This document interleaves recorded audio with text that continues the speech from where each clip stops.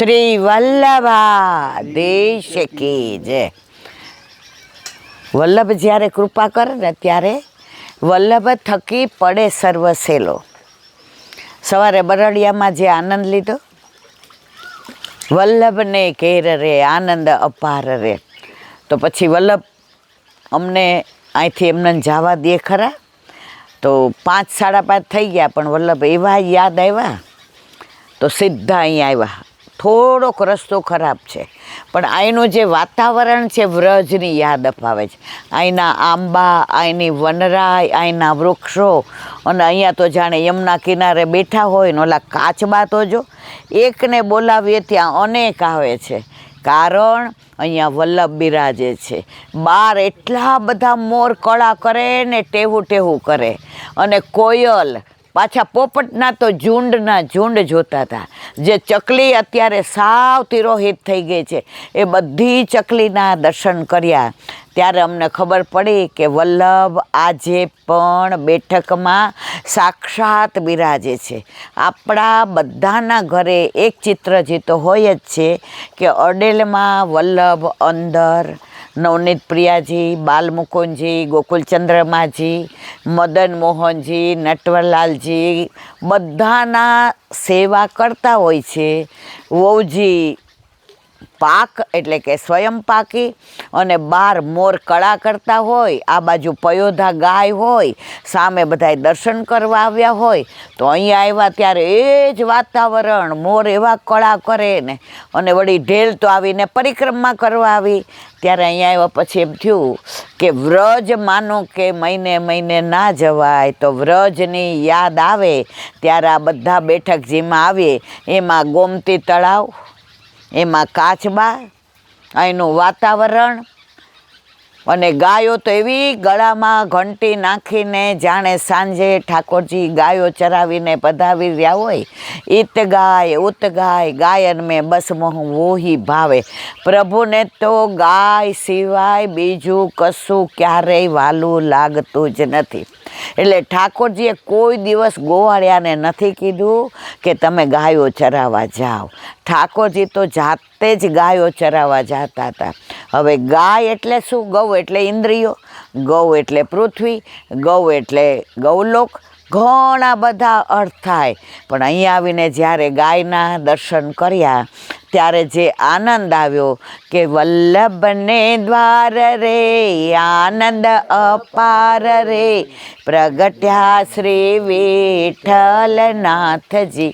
તો જેવી ગાયો વલ્લભને પ્રિય, કે એમની ગાયનું નામ પયોધા, અને વલ્લભને એવી હેવાય કે વલ્લભ સ્નાન કરવા જાય ગંગાજી, અને પાછા પધારે તો એવી નાચે, એવી આમ ચરણની અંદર આવી જાય. ને વલ્લભ એને જ્યારે વાલ કરે ત્યારે પેલું ઘાસનું તડખલું વલ્લભના હાથથી ને આરોગે.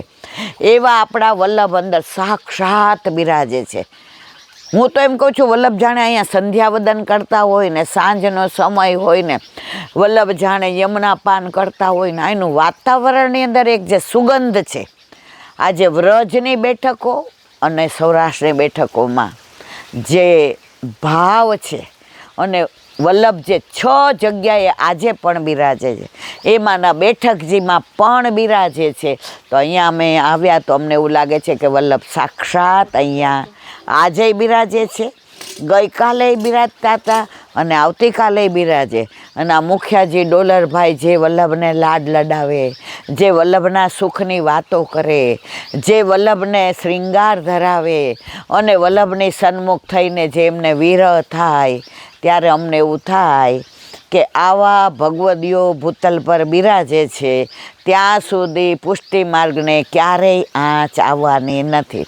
એવા રળિયામણા બેઠકજી, આ ગોમતી તળાવ, આ મૂળ ગોમતાના બેઠકજી, આનું બધાય જાણે છે. છતાં પણ 2 મિનિટ આનું મહાત્મ્ય વર્ણન ના કરીએ, લગ્ન હોય એના ગીત ના ગાઈએ ત્યાં સુધી લગ્ન અધૂરા, અને એના ગીત ગાઈએ તો લગ્ન મધુરા. હવે બાકીનો સત્સંગ બહાર પેલા વૃક્ષને વેલીની અંદર કરીએ. બોલો વલ્લભા. ધ્યાન રાખજો, ઊભા જરા પકડી લેજો. હા હા, જીવાત બહુ જ નહીં. હા, હમણાં છે ને કાલે વરસાદ ખૂબ હતો.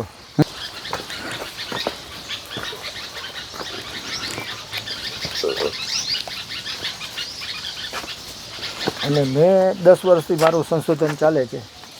અહીંના મચ્છર માખી આ તે કોઈ મને 2 વાર વીછી કર્યો હતો. પછી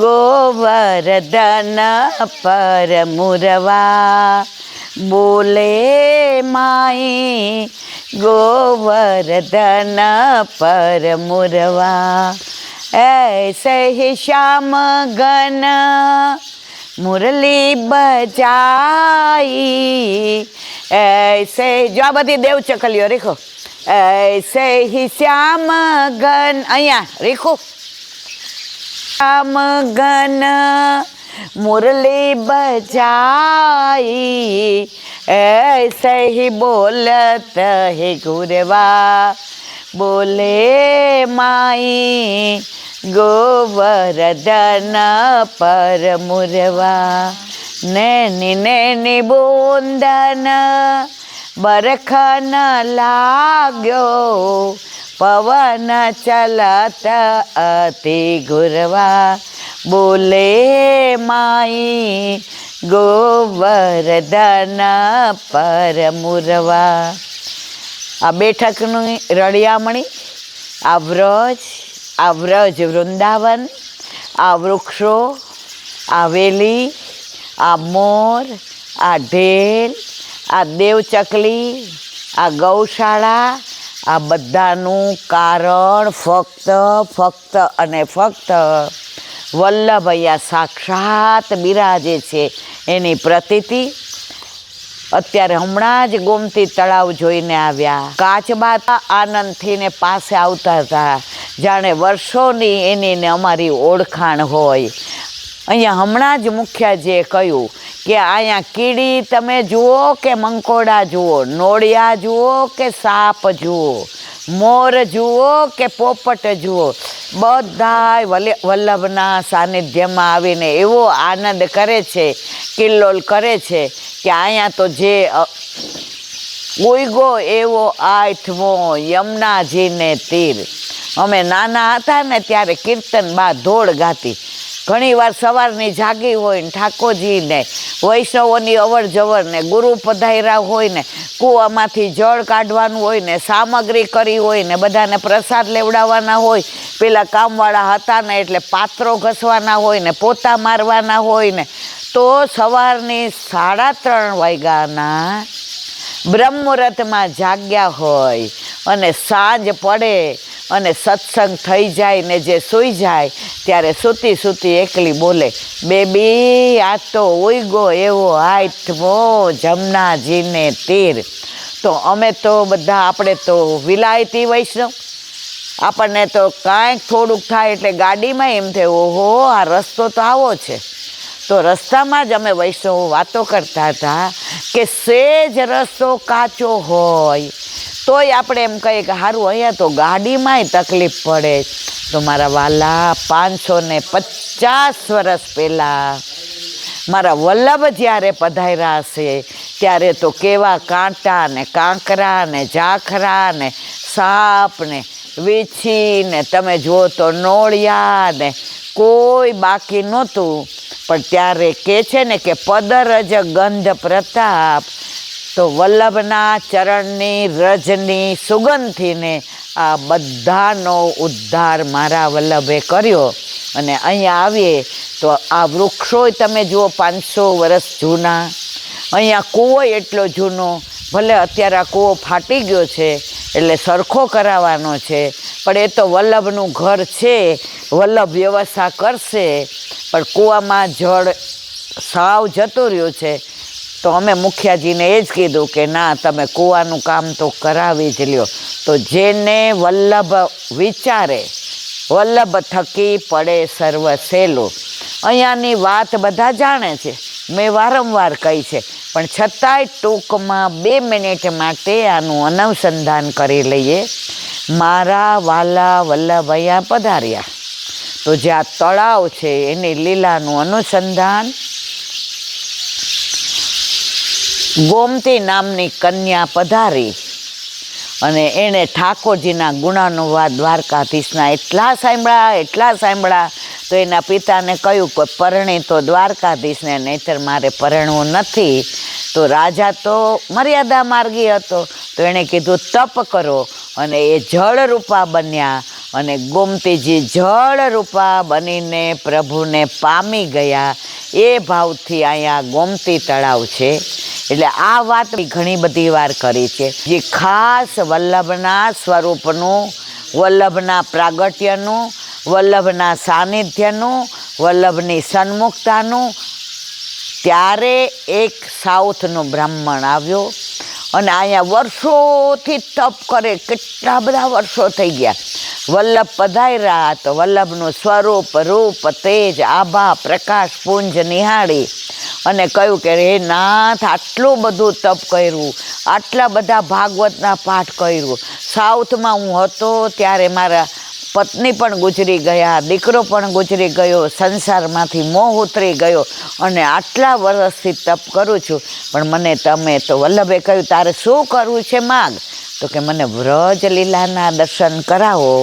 વલ્લભે કહ્યું કે આજથી તે બ્રહ્મ સંબંધ લીધું, ત્રીજે દિવસે તું લીલામાં પહોંચીશ અને વ્રજમાં તું હરજી ગ્વાલ બનીશ, ત્યારે ઠાકોરજી તારી સેવા અંગીકાર કરશે, વ્રજ મળશે, વ્રજ રજ મળશે, ગિરિરાજ બાવા મળશે, વ્રજવાસી મળશે, ગિરી કંદરા મળશે અને તારો ઉદ્ધાર ને તારો મનોરથ, જે મારે વ્રજ લીલાના દર્શન કરવા છે, તો એવા આપણે વ્રજમાં જઈએ છીએ ત્યારે ગિરિરાજ બાવાની પરિક્રમા કરતા છેલ્લે જ્યારે આવીએ ત્યારે હરજી કુંડ આવે છે.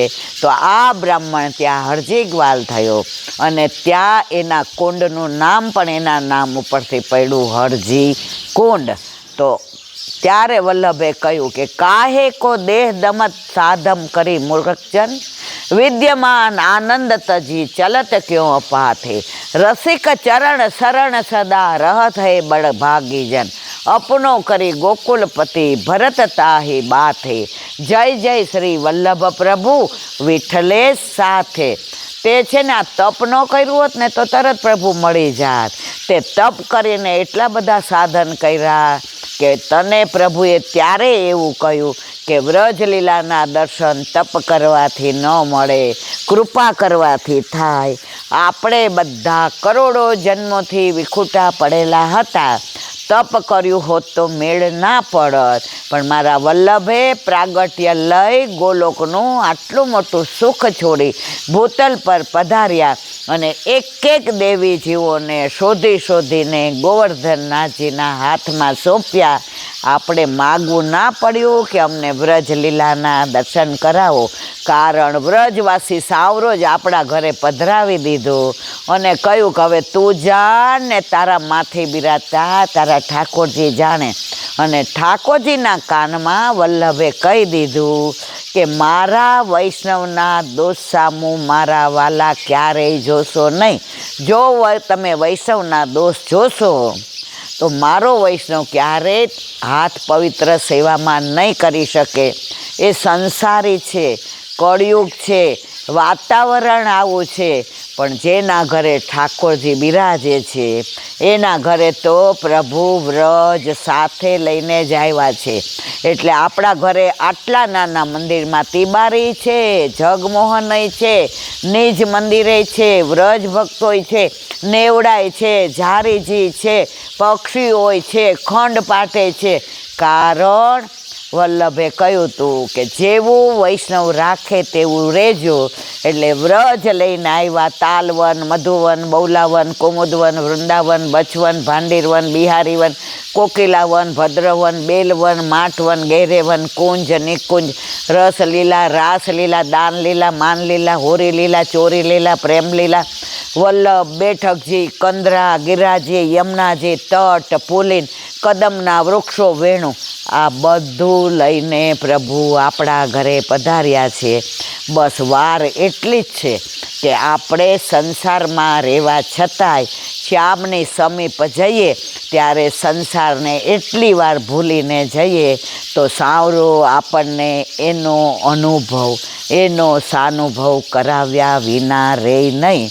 આજે અમને વ્રજ યાદ આવ્યું હતું એટલે અમે પાછા અહીંયા દ્વારકાની સૌરાષ્ટ્રની બેઠકોએ આવ્યા અને જે આનંદ લઈ રહ્યા છીએ. માહે પડ્યા મહાસુખ માણે દેખન હારા દાજે. એટલે અમને જે આનંદ આવી રહ્યો છે, આ બેઠકે આવ્યા અહીંથી જવાનું મન નથી થતું, પણ સંસારી લોક તો શું છે, વાતો કરીને પાછા તો ઘરે જ જવાના છે, પણ ઘરે આ બધું ભેગું લઈને જવાના છીએ. એટલે આ પક્ષીઓનો સુંદર મજાનો મધુરો મધુરો અવાજ, આ મોર જો ત્યાં ઢેલ જાણે મોરને કેવા સાંભળે, જો રીખવા બાજુ ક્યારનાય બેઠા બેઠા સાંભળે છે, જાણે એને વલ્લભની વાતો એટલી ગમે જ અને બધાય કળાઈ કરે. આ ગોવાળિયો ગાયો વાળો અને અમારા ડોલરભાઈ પાસેથી તો અમે એટલો જ સત્સંગ લઈને જઈએ કે જેમ ઓલા પૈસા વ્યાજે મૂકીએ ને તો મુદ્દલ ઉપર વ્યાજ આપે, પણ મારો વલ્લભ તો અમને કમ્પાઉન્ડ ઇન્ટરેસ્ટ એટલે કે ચક્રવૃદ્ધિ વ્યાજ સહિત બધું આપી રહ્યો છે. આના શબ્દો દ્વારા વર્ણન થાય એવું અમારી પાસે શબ્દો નથી. અમે તો કાલી ઘેલી ભાષામાં મારા વલ્લભની વાતો કરીએ. જો મોરને ઢેલ જો સામે એવા બેઠા બેઠા ક્યારનાય સાંભળે જ. હવે વલ્લભના દર્શન બધાને કરાવી દો બેઠકમાં જઈને, અને પછી આપણે સત્સંગને વિરામ આપી રીખો અને પછી પાછા બરડિયા જઈએ. જો આ મોર જો મોરે રાજી થાય છે કે હા ઓલા નહીં શંકર ભગવાન ઠાકોરજીની વાતો ભાગવતની કહેતા હતા અને પાર્વતીજીને કહ્યું કે તારે હરી હરી કહેવાનું, તો આ મોરે જાણે હરી હરી કહેતા હોય કે હજી વાતો કરો ને વલ્લભની, હજી ઠાકોરજીની વાતો કરો ને. તો એવા આ મૂળ ગોમતાના બેઠકજી અને મુખ્યાની ને મુખ્યાજી જે ભાવથી રાખે, જે પ્રેમ આપે, એ સગાવાલામાં ન મળે, વૈષ્ણવમાં મળે. અને આવા ભગવદીઓનો અમને સંગ થયો તો અમારો આટલો સમય જીવનનો સુધરી ગયો. બોલો વલ્લભાધીશ કી જય. એટલે અહીંયા આવરણ આવે તો વૈષ્ણવ ઠાકોરજી પધરાવી જાય. તો 6 AC નંખાવા છે. મેં કીધું